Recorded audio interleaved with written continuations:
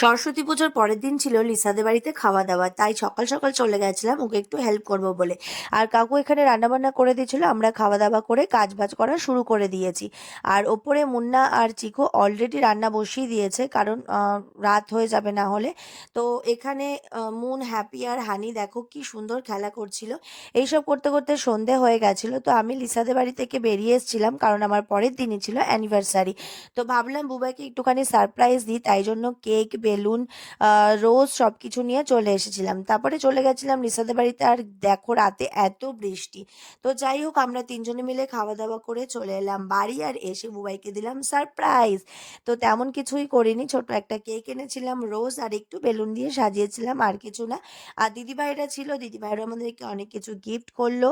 আর বুবাই কিন্তু আমাকে এখনো গিফট দেয়নি, তো অবশ্যই পরের ব্লগটা কিন্তু ফলো করবে যে বুবাই আমাকে কি গিফট দেয়।